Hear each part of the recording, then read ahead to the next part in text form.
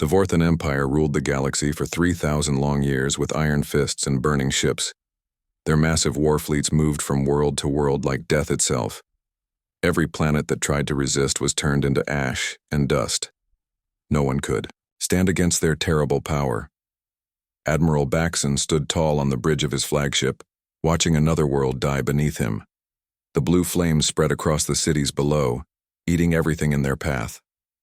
Millions of voices screamed in terror, but he felt nothing at all. This was just another Tuesday for the mighty Vorthan Empire. The bridge crew worked quietly around him. Their gray uniforms were perfectly pressed, and their faces showed no emotion at all. Fear kept them silent, but pride kept them strong. They served the greatest military force the galaxy had ever seen. Nothing could challenge Vorthan. Might Baxon walked to the great window that showed the burning planet below. The orbital bombardment had been going on for 6 hours. Now soon there would be nothing left but glowing rock and poisoned air. Another species would join the long list of the conquered and the dead. His communication officer turned toward him with news from the surface. The last city had fallen, and the final resistance fighters were dead. The planet was now ready for Vorthan colonists who would build new cities on top of the old graves. This was how the Empire grew larger every year. The Admiral nodded and gave orders to move to the next target. System intelligence reports said there were 12 more worlds in this sector that needed to be brought under Imperial control. Each one would fall just as easily as this one had. The pattern never changed. For 3,000 years, this same scene had played out across 10,000 worlds. The Vorthans had perfected their methods of conquest and control. Their technology was thousands of years ahead of everyone else. Their ships were faster, stronger, and more deadly than anything other species could build. The Empire had grown so large that it took months to travel from one end to the other. Billions of worlds paid tribute to the Vorthan throne. Each conquered species worked as slaves to build more ships and weapons for their masters. The cycle of conquest never ended, but the Vorthans were not just powerful. They were also completely sure of their own greatness. They believed they were chosen by the universe itself to rule over all other life forms. No other species had their intelligence, their technology, or their natural right to command. This belief made them careless and proud. They stopped looking for new threats because they could not imagine any existing. Their scouts rarely went to the outer edges of the galaxy where primitive worlds might be developing in secret. Why waste time on planets that had nothing to offer? Deep in space, far from the burning worlds of the inner systems, a small blue planet turned slowly around its yellow star. The beings there had no idea that death was slowly moving toward them. They went about their daily lives completely unaware of the Empire that would soon find them. On Earth, Captain Kim Minho was studying star charts in his small office at Space Command headquarters. He was a quiet man who spent most of his time thinking about the mysteries of deep space. His dark eyes were always focused on problems that other people thought were impossible to solve. Earth had just started to explore beyond its own solar system. Small ships had visited nearby stars and found nothing but empty planets and ancient rocks. The human race was still young compared to the age of the galaxy. They had so much to learn about the universe around them. Kim Minho often wondered if humans were alone. Among the stars, the galaxy was so vast and old that surely other intelligent life must exist somewhere. But so far, all their searches had found only silence. The radio telescopes heard nothing but cosmic background noise. That morning, everything changed. A damaged alien ship dropped out of hyperspace near Jupiter, moving too fast and leaking atmosphere. The pilot was barely alive when human rescue teams reached the wreckage. He was unlike anything they had ever seen before, with blue skin and 6 arms. The dying alien told them about the Vorthan Empire and their unstoppable war machine. He spoke of worlds burning and entire species being wiped out in single battles. His own people had fought bravely for 50 years, but they were no match for Vorthan technology. Kim Minho listened to every word with growing horror. The alien described weapons that could crack planets in half and shields that could stop any attack. The Vorthan fleet was so large that it blocked out the stars. When it moved from system to system, before he died, the alien warned that Earth would be next. The Empire was slowly expanding in all directions, and human space was directly in their path. Within a few years, Vorthan scouts would find Earth, and then the full invasion fleet would follow. Kim Min-ho called together Earth's greatest minds. Dr. Park Yuna was the most brilliant physicist on the planet. She had unlocked secrets of quantum mechanics that seemed like magic to most people. Her theories about space and time were years ahead of everyone else. Engineer Lee Do-hyun could build anything if given enough time and resources. He had designed Earth's first interstellar ships and the defense systems that protected the colonies. His workshops were full of projects that pushed the limits of human technology. Commander Shin Nari was the best tactical mind in the Space Force. She had never lost a battle simulation and could see patterns in enemy movements that others missed. Her strategies were studied at military academies across Earth. These four people would have to find a way to protect humanity from a threat beyond anything they had ever imagined. The Vorthan Empire had conquered 10,000 worlds, with technology that was thousands of years more advanced than anything humans possessed. But humans had something the Vorthans had forgotten about. After 3,000 years of easy victories, they had the ability to adapt and change, and think in ways that no one expected they could. Look at impossible problems and find solutions that should not work. But somehow did Kim Min-ho stared at the star charts on his wall, knowing that somewhere out there in the darkness, death was coming for his world. The Vorthan Empire thought they were unbeatable, but they had never faced humans before. They were about to learn that the galaxy still had surprises left in it. The small blue planet continued turning around its yellow star, while its people prepared for the greatest challenge. In their history, they did not know it yet, but they were about to change the course of galactic history forever. The age of Vorthan dominance was finally coming to an end. Emperor Zoltan himself took command of the revenge fleet that would erase humanity from existence. His personal dreadnought was larger than most space stations and carried weapons that could crack planets in half. 5,000 warships followed. His flagship, the largest armada ever assembled in galactic history. The Emperor had ruled the Vorthan Empire for 800 years and had never known defeat. His iron will had crushed rebellions on 1,000 worlds, and his strategic genius was legendary throughout the galaxy. But now primitive humans had dared to humiliate his forces, and that insult demanded terrible punishment. Deep in the Imperial Palace on Vorthan Prime, the Emperor studied holographic displays of the Earth battle.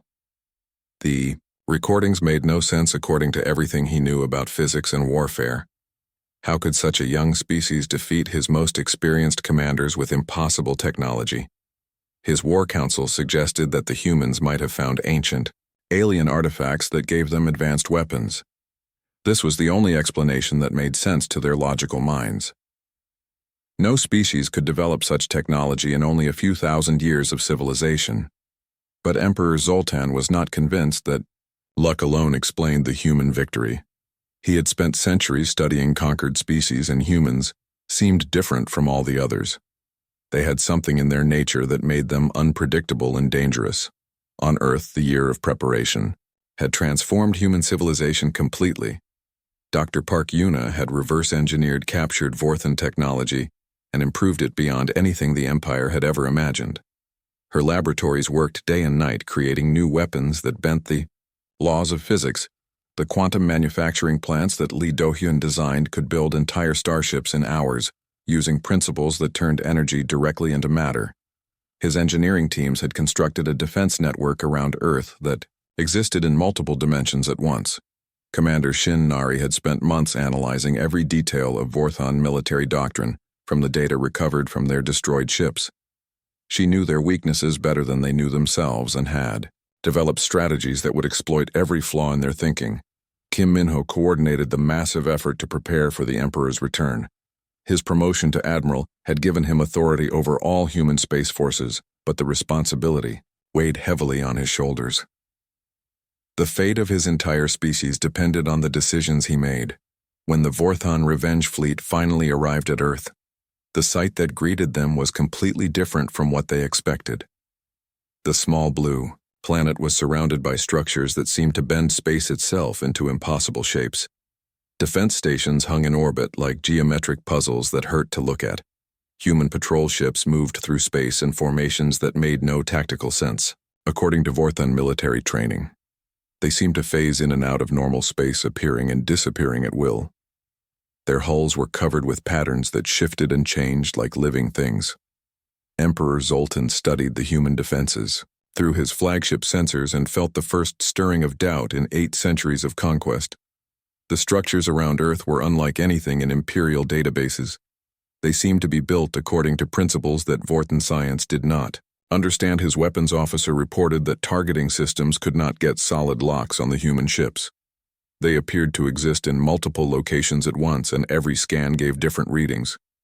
The defense stations were even worse, registering as both solid matter and empty space simultaneously.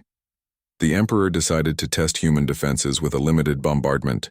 His most powerful weapons fired planet-killing energy beams that should have vaporized anything in their path. But the beams simply vanished when they hit the human shields as if they had never existed at all. Then the impossible happened again.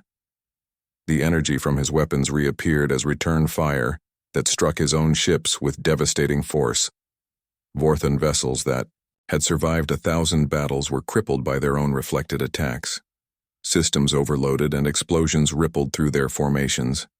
Admiral Kim Min-ho watched the battle from his command ship Phoenix, which existed simultaneously in normal space and several parallel dimensions.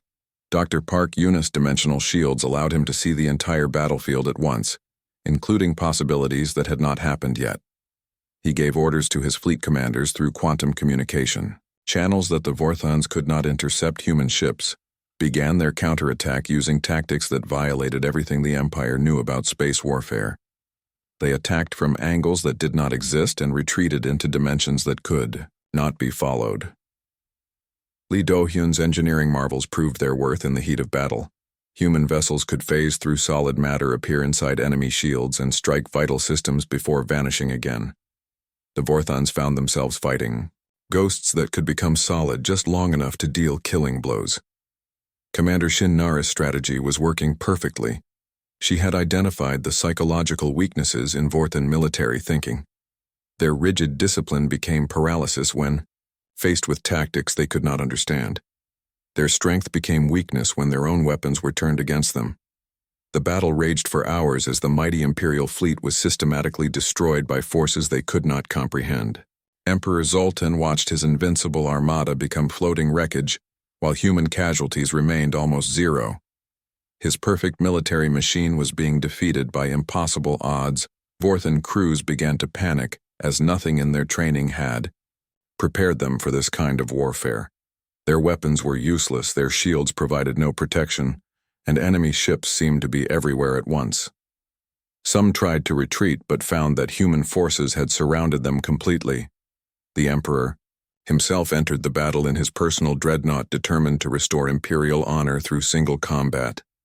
But even his flagship, with its ancient weapons and legendary armor, was no match for human innovation. His shields failed under quantum disruption and his hull began to crack. As his command ship died around him, Emperor Zoltan finally understood what he was facing. Humans were not just another primitive species to be conquered. They represented something entirely new in the galaxy, a form of intelligence that could rewrite the basic rules of existence. Kim Min-ho offered the Emperor a chance to surrender and live, but Vorthon pride would not allow such humiliation. The Imperial flagship exploded in a ball of quantum fire, taking with it 800 years of absolute rule. The age of the Vorthon Empire was finally ending. The destruction of the Revenge fleet sent shockwaves throughout Imperial space. For the first time in 3 millennia, the Vorthon Empire had been decisively defeated by what they considered primitive barbarians. The impossible had become reality, and the galaxy would never be the same. News of the human victory spread to every conquered world, giving hope to billions of enslaved beings. The empire that had seemed eternal and unbeatable had been proven mortal after all. Rebellion began to stir in systems that had been quiet for generations. On Earth, Admiral Kim Min-ho looked out at the wreckage of the Imperial fleet and knew that this was only the beginning. The Vorthon Empire still controlled most of the galaxy and would not give up easily. But humanity had proven that even the mightiest tyrants could fall. The death of Emperor Zoltan created chaos throughout the Vorthon Empire. Regional governors who had served the throne for centuries suddenly found themselves without clear leadership. The rigid command structure that had held the galaxy together for 3 millennia began to crack under the pressure of unprecedented defeat. On 100 worlds, enslaved species heard the impossible news that humans had destroyed the Imperial fleet. Some refused to believe it, while others began planning rebellions that had seemed like suicide just days before the empire that had appeared eternal was suddenly showing signs of mortality. Admiral Kim Minho now commanded humanity's first offensive fleet beyond the solar system. His ships were smaller in number than traditional Imperial armadas, but every vessel was a masterpiece of human engineering that combined alien technology with innovations the Vorthons had never imagined. The human fleet moved through space like hunting wolves, appearing wherever they were least expected and vanishing before reinforcements could arrive. Their ships could phase between dimensions, travel faster than light in ways that bypassed Vorthon detection, and strike with weapons that turned physics itself into a weapon. Dr. Park Yuna had made breakthrough discoveries that revolutionized human understanding of the universe. Her research revealed that consciousness itself could affect reality at the quantum level. Some humans could interface directly with alien technology and turn enemy systems against their creators through pure mental focus. These psychic abilities had been dormant in humanity for millions of years, but contact with Vorthon technology seemed to awaken them in certain individuals. They could sense enemy movements across vast distances, disable weapon systems with their thoughts, and even communicate instantly across the galaxy. Lee Do-hyun worked frantically to incorporate these new discoveries into human ship design. His latest creations were as much living beings as mechanical constructs. They responded to their crew's thoughts and emotions, becoming extensions of human will, rather than simple tools of War Commander Shin Nari adapted her strategies to take advantage of these evolving capabilities. Her tactical plans now included elements that would have been considered magic by earlier generations. Human forces could coordinate perfectly across multiple star systems and anticipate enemy movements before they happened. The first major target for human expansion was Kepler Station, a massive Vorthon fortress that had controlled important trade routes for over 1,000 years. Its weapons platforms could destroy entire fleets, and its defenses had never been successfully challenged in all the centuries of its existence. The station commander, General Thurok, was a veteran of 500 battles who had earned his position through ruthless efficiency. He commanded 50,000 troops and enough firepower to sterilize planets. His confidence in Vorthon superiority remained unshaken despite recent defeats. When human forces appeared in the Kepler system, General Thurok prepared for a conventional siege that would demonstrate Imperial strength. The fortress weapons began charging for a bombardment that would scatter the small human fleet like leaves in a storm. But Admiral Kim Minho had no intention of fighting a traditional battle. His ship simply ignored the conventional approaches and attacked from directions that should not have existed. The humans struck through parallel dimensions that bypassed every defense the Vorthons had built. Dr. Park Yuna's dimensional weapons allowed human forces to appear inside the station shields and strike at vital systems. Directly, Lee Do-hyun's ships could become incorporeal long enough to pass through solid walls, then solidify again to deliver devastating attacks from within. The battle for Kepler Station lasted only hours, but its psychological impact was enormous. The fortress that had been considered impregnable fell to human forces that seemed to rewrite the laws of physics at will. Vorthon confidence in their own invincibility suffered another crushing blow. As more systems fell to human advances, the Empire began to fragment. Regional commanders started making independent decisions without waiting for orders from the distant capital. Some tried to negotiate separate peace treaties with the humans, while others prepared desperate last stands. The liberation of Arcturus Prime marked Dr. Park Yuna's greatest scientific breakthrough. During the battle, she discovered that Vorthon technology relied on quantum frequencies that could be disrupted by human psychic abilities. The aliens had built weaknesses into their own systems without realizing it. This revelation opened entirely new possibilities for warfare.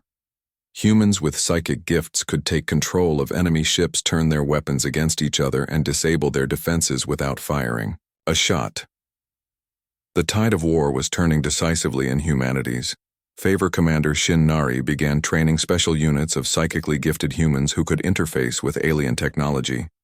These warriors became humanity's most effective weapons, capable of single-handedly capturing enemy vessels or turning entire fleets against their former masters. The psychological warfare aspect of human victories proved as important as the physical battles. Vorthon crews who had never known fear began to experience terror when facing human forces. Their rigid training crumbled when confronted with tactics that violated everything they understood about combat. Stories of human abilities spread through Imperial space like wildfire. Some claimed that humans could read minds, predict the future, and control matter with their thoughts. While many details were exaggerated, the truth was strange enough to shake Vorthon confidence to its core. Regional resistance movements that had been crushed for centuries suddenly found new hope in the impossible victories of the humans from Earth. Underground networks began sharing information and coordinating attacks against Imperial garrisons that had seemed untouchable. The Vorthon military command struggled desperately to adapt to human tactics that seemed to violate the basic laws of nature. Their computers could not predict human behavior because humans refused to follow logical patterns. Every engagement brought new surprises that left commanders confused and demoralized as system after system fell to human forces. The Empire's grip on the galaxy continued to weaken. Species that had lived under Vorthon rule for generations started to remember what freedom felt like. Entire sectors began declaring independence from Imperial control. Admiral Kim Minho coordinated the growing liberation movement from his flagship while managing an increasingly complex war effort. Human forces were spread across hundreds of star systems, but quantum communication allowed perfect coordination despite the vast distances involved. The empire that had once seemed eternal was collapsing faster than anyone had thought possible. 3,000 years of absolute rule were ending in just months of human resistance. The galaxy was changing in ways that would have been unimaginable when the first Vorthon scout fleet reached Earth. But the war was not over yet. The Vorthon homeworld remained unconquered, and millions of Imperial troops were retreating toward the capital system for one final desperate battle. The most difficult fighting still lay ahead as humanity prepared to face the concentrated might of a dying empire.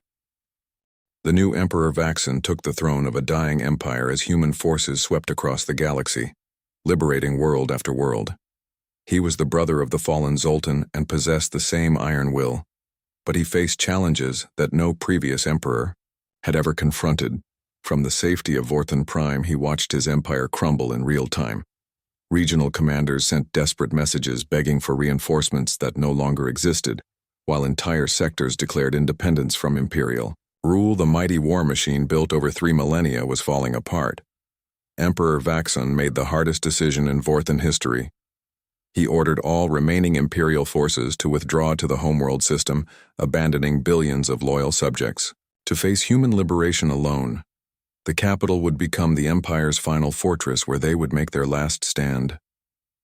The Vorthon homeworld had been fortified over thousands of years with defensive systems that had never been tested in actual combat. Ancient weapons of unimaginable power were activated for the first time since the early days of the Empire. When they came online, the very fabric of space seemed to shiver. Orbital defense platforms surrounded the planet like a mechanical constellation. Each one carried enough firepower to destroy fleets, and their combined might could theoretically crack moons in half. The space around Vorthon Prime became a maze of overlapping weapon ranges and impenetrable shields. General Korvac commanded the home defense fleet from his flagship Dominator. He was the Empire's greatest military strategist and had never lost a battle in 4 centuries of service. His confidence in Vorthon's superiority remained unshaken despite the disasters that had befallen Imperial forces. The Emperor placed his trust in weapons that had been stored in the deepest vaults beneath the Imperial Palace. These ancient artifacts had been created by the first Vorthon scientists who conquered the galaxy. They drew their power from the quantum vacuum itself and could supposedly destroy entire star systems. Meanwhile, the human fleet that approached Vorthon Prime was led by the legendary battleship Indomitable, commanded by Admiral Kim Minho himself. The massive vessel was humanity's ultimate achievement, incorporating every breakthrough discovery made during the war against the Empire. Dr. Park Yuna had designed the Indomitable, using principles that seemed more like magic than science. The ship existed simultaneously in multiple dimensions and could alter the fundamental constants of physics in the space around it. Reality itself bent to accommodate its presence. The battleship's hull was covered with patterns that shifted and changed like living tattoos. These quantum circuits allowed the ship to phase through solid matter, become invisible to all sensors, and strike at enemies from directions that did not exist in normal space. Lee Do-hyun had installed weapon systems that channeled the creative force of the universe itself. The Indomitable's guns could fire pure possibility, turning enemy certainties into quantum uncertainty and making their defenses collapse under the weight of infinite potential outcomes. Commander Shin Nari had developed the battle plan that would end the war once and for all. Instead of a direct assault on the heavily defended planet, human forces would strike at the philosophical foundations of Vorthon society. They would prove that the Empire's claim to universal dominance was nothing but a lie. The final battle began when human ships emerged from hyperspace in perfect formation around Vorthon Prime.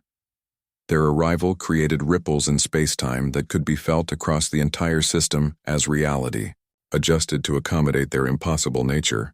Emperor Vaxon watched from his palace throne room as scanners tried desperately to get accurate readings on the human fleet.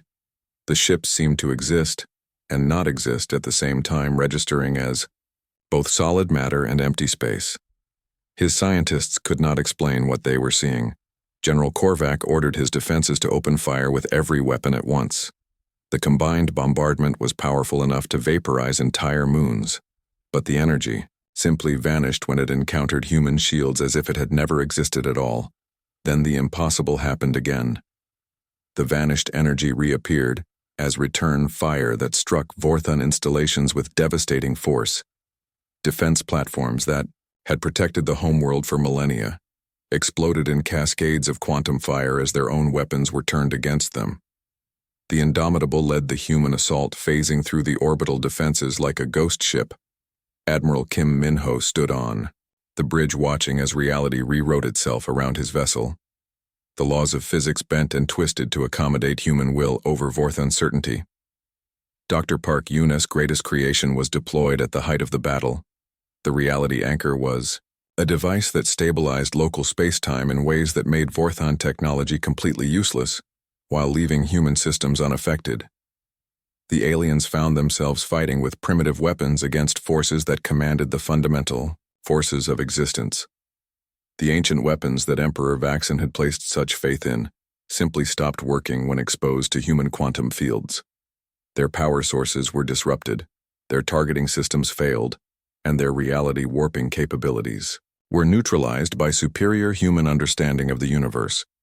Lee Do-hyun's fighters swarmed through the collapsing Vorthon defenses like schools of quantum fish. They could appear inside enemy ships, disable their systems from within, and escape. Before the crews even realized they had been boarded, the rigid Imperial formations dissolved into chaos. Commander Shin Nari's psychological warfare proved as devastating as the physical assault. Vorthon commanders, who had trained for centuries in conventional tactics, found themselves paralyzed by enemy actions that made no sense. Their discipline crumbled when faced with the impossible. As the orbital defenses fell one by one, Emperor Vaxon himself emerged from the palace in his personal command vessel Retribution. The ancient ship had been built for the first emperor and carried weapons that had conquered the galaxy 3,000 years earlier. The final duel between Admiral Kim Min-ho and Emperor Vaxon took place in the space between Vorthon Prime and its largest moon. Two vessels representing completely different philosophies of existence circled each other like ancient warriors preparing for single combat.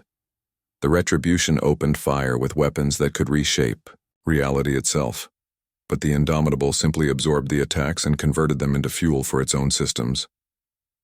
Human adaptability and creativity triumphed over Vorthon rigidity and arrogance, just as it had throughout the entire war. Emperor Vaxon watched in horror as his flagship was systematically dismantled by forces he could not understand. His weapons were useless. His defenses provided no protection, and the enemy ship seemed to be made of crystallized possibility rather than ordinary matter. The battle ended when the indomitable phase shifted directly through the Retribution's hull and emerged on the other side. The Vorthan flagship simply came apart at the quantum level as its atomic structure was disrupted by exposure to human, dimensional technology. With the death of Emperor Vaxon, the Vorthan Empire finally collapsed completely. The homeworld surrendered without further resistance, as the survivors realized that continued fighting would only result in their complete extinction. The age of imperial rule was over forever. Admiral Kim Minho stood victorious in the ruins of the greatest empire the galaxy had ever known. But he felt no triumph, only sadness for the waste of life that tyranny had caused. The war was won, but the real work of building a better galaxy was just beginning. The death of Emperor Vaxon and the fall of Vorthan Prime marked the end of 3,000 years of galactic oppression. The mighty empire that had seemed eternal crumbled in a matter of days as news of the final defeat spread across the stars. Billions of beings who had lived their entire lives under imperial rule suddenly found themselves free. Admiral Kim Minho stood in the ruins of the imperial palace, looking out at a galaxy that had changed forever. The Vorthan homeworld was not destroyed, as so many other planets had been during the Empire's reign. Instead, humanity offered mercy to their former enemies and a chance to rebuild their civilization. Dr. Park Yuna led the massive effort to establish new governments on liberated worlds. Her scientific discoveries were shared freely with all species, advancing galactic civilization by centuries in just a few short years. The knowledge that had ended the war would now be used to heal the wounds of conquest. The quantum technologies that had made human victory possible were not kept secret as weapons of dominance. Instead, they became tools of cooperation that allowed different species to work together in ways that had never been possible before. Communication barriers that had existed for millennia simply vanished. Lee Do-hyun designed new types of starships that could carry entire populations between star systems in comfort and safety. Former slaves who had been trapped on industrial worlds for generations could finally return to their ancestral homes or find new planets to call their own. Commander Shin Nari organized the peaceful transition of power on thousands of worlds where Vorthan garrisons had surrendered. Her diplomatic skills proved as valuable in peace as her tactical genius had been in war. She helped former enemies become allies in building a better future. The Galactic Council that replaced the Empire was founded on principles that seemed revolutionary after millennia of authoritarian rule. Every species had an equal voice in galactic affairs regardless of their military power, technological advancement, or the size of their population. Decisions were made through cooperation and compromise rather than force and intimidation. The new government existed to serve the people of the galaxy, not to rule over them with iron authority. This concept was so alien to many species that it took years for them to understand how it could work. Admiral Kim Minho became the first human representative to the council, but he insisted that 6 months passed like a countdown to doomsday while humanity prepared for war. Kim Minho worked 18 hours every day, organizing Earth's defenses. Dr. Park Yuna barely slept as she designed new weapons based on quantum physics that seemed impossible. Engineer Lee Do-hyun built factories that worked around the clock, creating ships and shields. Commander Shin Nari studied every piece of information about Vorthan military tactics. She watched recordings of their battles from the dying alien's ship, over and over again, looking for weaknesses in their perfect war machine. The Vorthans always attacked the same way, with overwhelming force and brutal efficiency. Then the day came when Earth's long-range sensors detected the Vorthan scout fleet. Admiral Kex commanded 50 massive warships that dropped out of hyperspace like falling stars. Each ship was larger than anything humans had ever built. Their dark hulls were covered with weapons that could destroy cities. Admiral Kex stood on his command bridge looking down at the small blue planet with contempt. This would be another easy victory for the Empire. The human defenses looked pitiful compared to Vorthan might. A few orbital stations, some primitive fighters and shields that appeared to be made from scrap metal. The Vorthan commander had conquered over 200 worlds in his long career. He knew exactly how this battle would go. First, his plasma cannons would destroy the orbital defenses. Then his troops would land on the planet, surface, and round up the survivors for slavery. Kex opened communication channels to the human commanders, expecting them to surrender immediately when they saw the size of his fleet.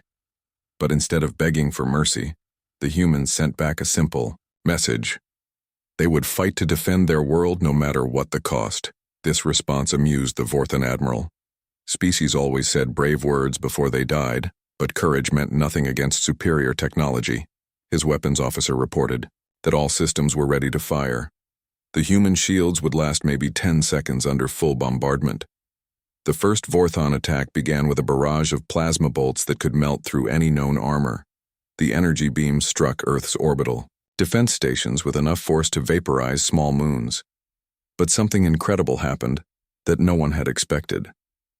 The human shields absorbed every bit of energy from the Vorthan weapons, then reflected it back at twice the original power Vorthan. Ships that had never taken damage suddenly found their armor melting under their own reflected attacks. Explosions rippled along their hulls as systems overloaded. Admiral Kex stared in shock as 3 of his battleships were crippled by their own weapons. This was impossible according to everything the Empire knew about physics. Energy could not be created from nothing yet. Somehow the humans were doing exactly that.